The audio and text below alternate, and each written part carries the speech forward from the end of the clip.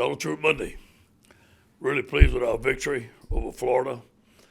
Really pleased with all the players that stepped up, brought some tremendous energy to our practice. I'm pleased with the coaching staff. They fought together. It was a hard-fought victory. We're going to enjoy this today. We're a 24-hour rule. +4 turnover margin. On offense, great play by the offensive line. I think they're the most, no, I don't think, I know they're the most improved unit on our football team. Tyron Davis-Price for 287 yards. What a tremendous night. Ran the ball hard. No turnovers on offense. On defense, 4 interceptions. Scored on it was a big turnover and held them to 136 yards, almost half of the yards they were giving up rushing.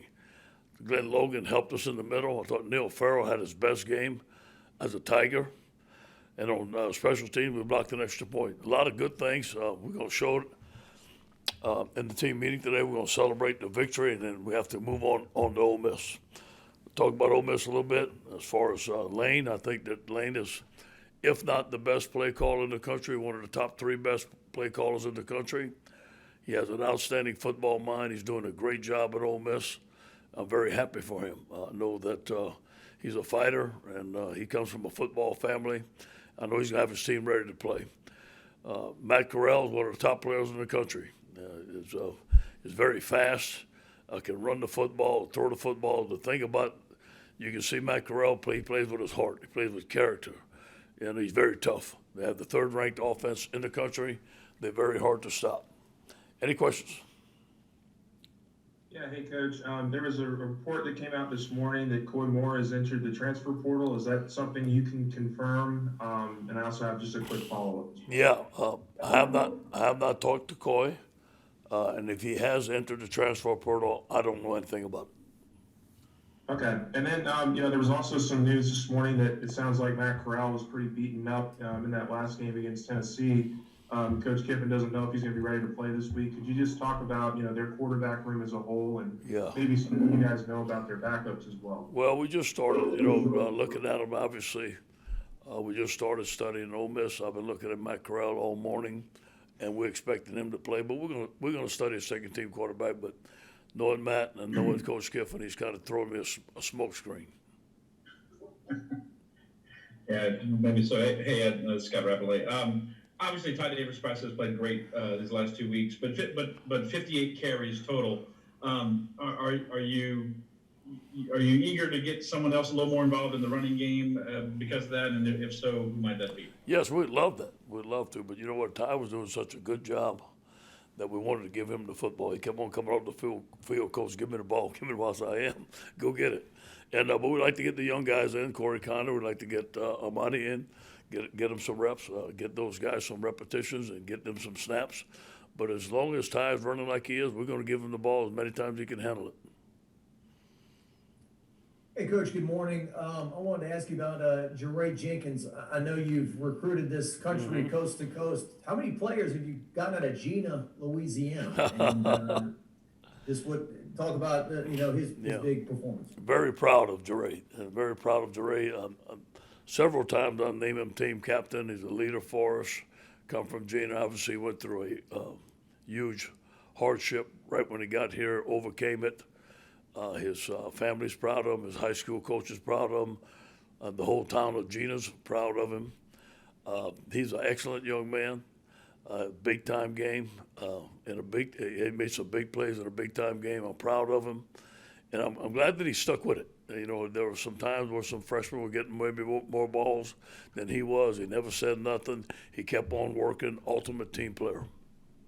And can I ask you about the touchdown on 4th down? Max seemed to do an amazing job of body control. Yeah. Did like a 360 and then threw the touchdown. Yeah, there was 2 guys on block. They were coming. They were blitzing, and they would get us everything we got. I thought it was a great call by Jake Peets and an excellent play by Max by keeping his balance and getting to throw the ball.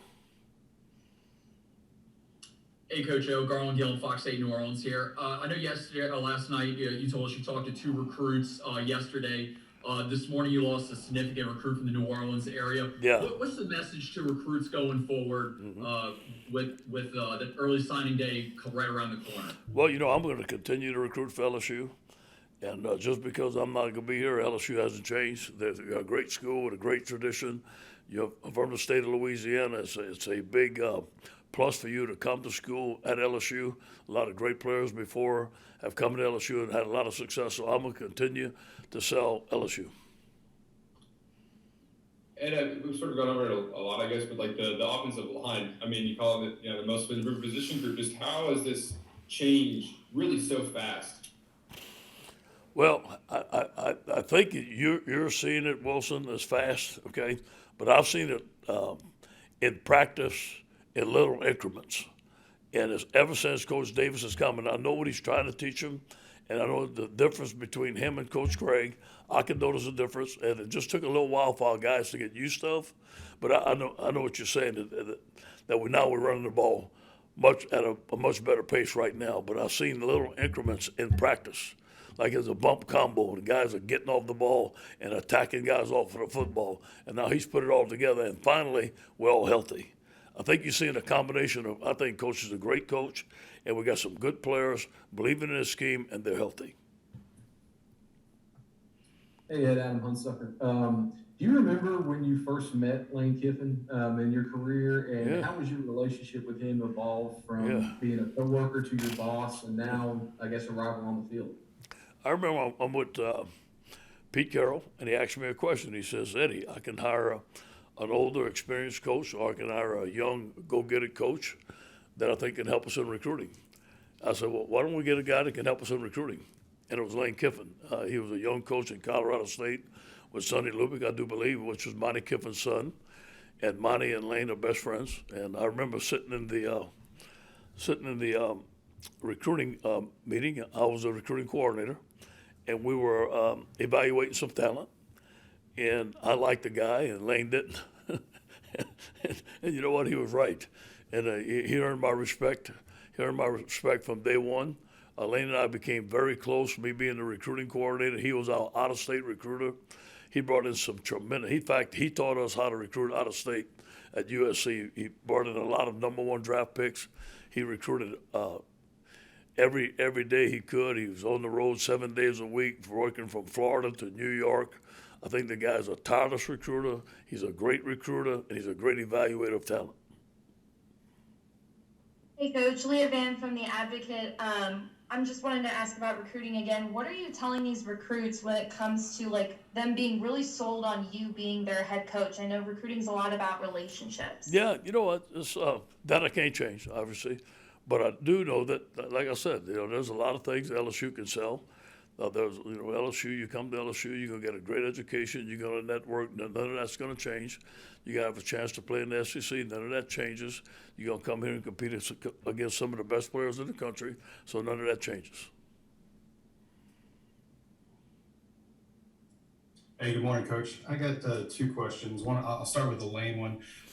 What is that relationship like? You're a little older than him. Yeah. Is it a big brother, little brother? Like good needling fun? Because he does seem like a fun guy. Yeah.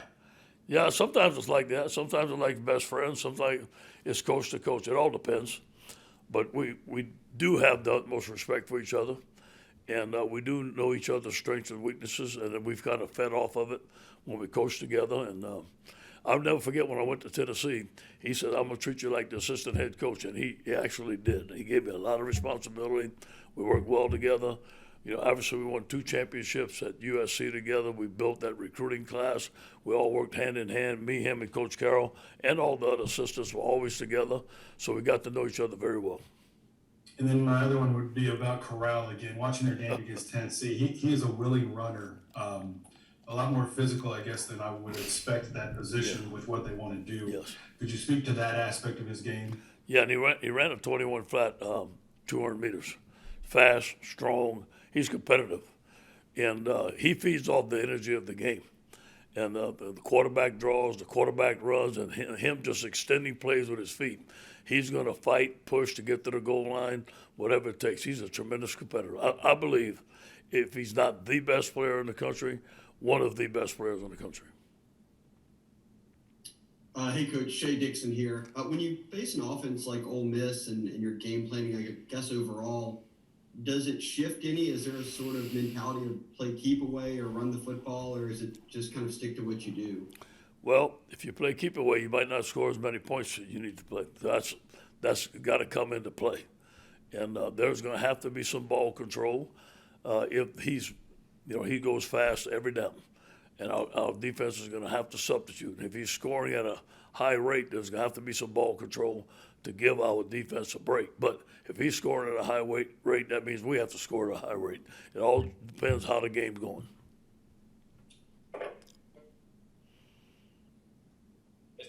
Are you prepping for this as whoever gets to 50 first, whoever gets to 60 first is going to win this game? Yeah, I don't want to say that. It all depends.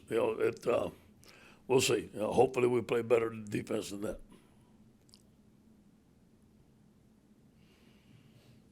Ed, a couple of things, if I could, please. Kind of a funny moment. Did you see Kiffin get hit by the golf ball? And what did you think of that? And two, how do you motivate the guys over the last stretch of the season when they know that you're not going to be here? Well, first of all, I've been an interim coach already, and so I feel that I think the pressure's been let out the tank. I think everybody was hearing all the stuff now. Now it's done. Now we can just go out and concentrate on football and play football. I think we're going to play a lot freer. I think that we're going to have some great practices. Our guys want to beat Ole Miss. Our guys like winning. So there's a lot of young players mixed in with some old players. So I think that we're going to practice very well. And we know that Ole Miss presents a challenge. Everybody sees it on TV. Everybody sees the offense. So we're going to step up to the plate as a challenge.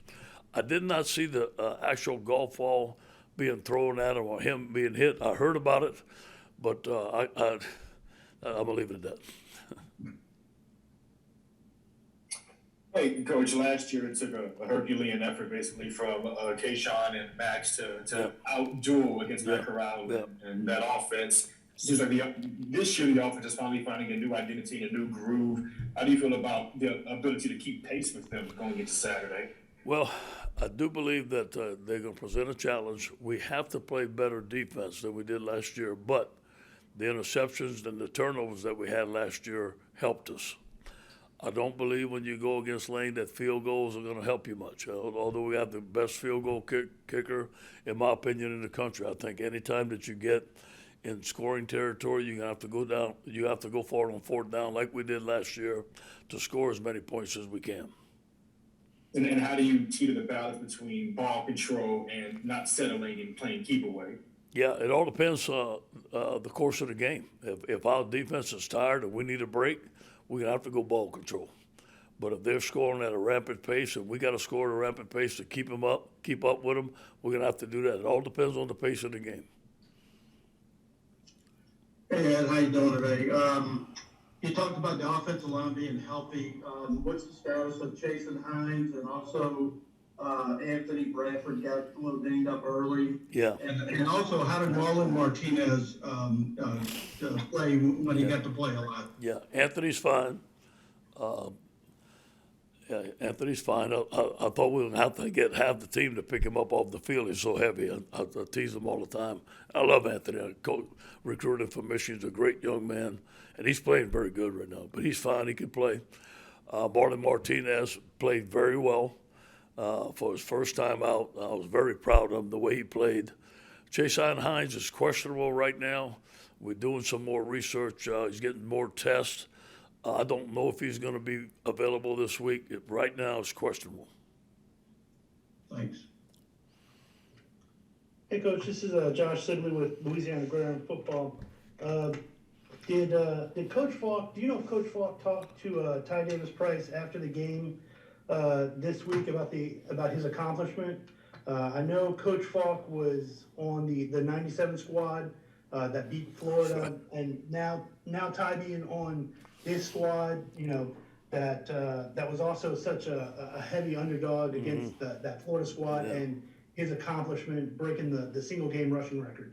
Hey, you know what? That's a great comparison. And I think that was very good on your part, Josh. In fact, Kevin had given me the cover of Sports Illustrated when he ran all over the Gators. So I think that's a great comparison. I didn't even think of it. I'm sure they talked. Kevin's very close to his players. I'm sure they talk. I don't know for sure they talk, but I'm sure they have.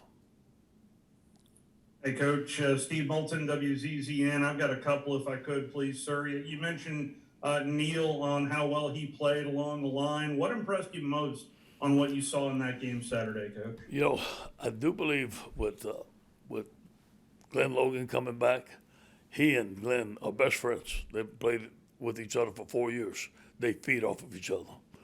And the type of blocks that they were giving Neil was the favorite blocks for him to play. And I'll tell you what, it started off with the first snap. He came in, he got coming out of his hips, got underneath that guard's chin, knocked him back. And it was almost like that the whole game. And he was very active. I think he could feel the weight of the guard going forward. So he's giving him a little head fake and going outside and beating him a bunch of times, was in the backfield. The guy played his best game. And Coach, with this being such a high-profile job and just the pressure cooker that is being at a Power 5 job, what is it like today now moving forward for you? Is maybe some of the pressure off? What is it like for you, sir? Well, every day's the same for me, one day at a time. Pressure or no pressure. You know, I put a lot on myself, and that's all that matters. Ed, first game with Sage Ryan at nickel and Cordell Flott moving outside. What did you think of the job those two did in that role? Very well. Excellent. A+. Specifically with Sage in his first start, was there anything that you noticed that you really liked? I really like his ability to adjust. He's very smart. In practice, there were some things that we had to adjust with, and it took him a couple of reps. But once he gets it, he gets it. He's able to cover. He's kind of like a corner slash safety playing at nickel. He has the physical attributes of a safety, and he has the foot speed of a corner. He's a perfect nickel for us, and he's a great competitor. Hey, Ed, to try to piggyback here off Steve's question, you mentioned the pressure being lifted off of you and this team. Has that changed at all, kind of your mindset of coaching in these games, or just how you were approaching this mentally going to the end of the year? Let me clarify. Steve mentioned the pressure letting off. I didn't agree to that. And just living one day at a time. That's how I'm going to live the rest of my life. But you know what? I do believe it gives the team some clarity that, okay, it's done now. We understand. I talked to the team. Now nobody has to talk about that no more. We don't have to listen to that no more. Now we know what's ahead of us. And now the focus can be on Ole Miss. The focus can be on football. And really the focus has always been, and it should be here, on our players. I want the best for our football players. So if all that that happened yesterday helps our players, I think it's great.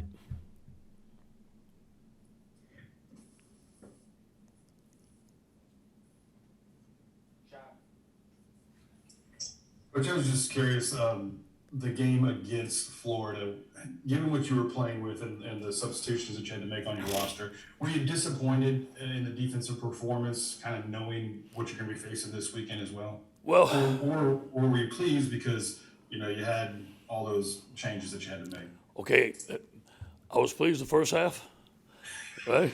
I was really worried the second half. But I knew this, Dan is a great game day caller, and he's going to find stuff. That's how they work. They're going to find stuff that can trick you, and we got tricked with our eye discipline right there. He gave us some different things, gave us kind of the same type of play, but with a different player in a different position, and it took our guys a little time to adjust.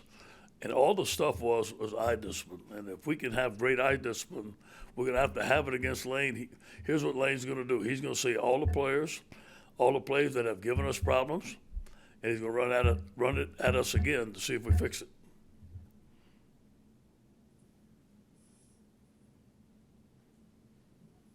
Hey, Coach, Matthew Bruni here for 24/7 Sports. BJ Ojolari, obviously, big game stepping up for Ali Gay and Andre Anthony. Just what did you see from his performance specifically in getting off the ball and getting to the quarterback? Great rush on the edge. He beat the guy outside one time, inside the next time. And I thought he and Sony played pretty good on the edge with the quarterback for the most part. We made a couple of mistakes, but that was a good athlete in space right there. I thought they held the quarterback in check. They had a lot of responsibility. Our defensive ends had more responsibility against the Florida Gators than they had all year as far as quarterback reads, bluff plays, rushing the passer, traps, and all that stuff. I thought Andre did a very good job of preparing all of our ends. Hey, Coach, you talked a little bit about Jack Mashburn's success of blocking on Saturday. Can you kind of explain how a former high school quarterback who's listed under 230 pounds has success of blocking like he can in college? Well, he's grown a little bit, obviously, and Jack's tough. He's really tough, and I think that he's been waiting for his time here. He's always wanted to play at LSU, and he's got great hips. He's got great explosion. He has good feet, and he's very smart. And so I think all those attributes helped him. He's our starting tight end, in my opinion, right now. He's one of our better blocking tight ends. He's a great young man. I'm so happy for him. That it? Yes, sir. Go Tigers.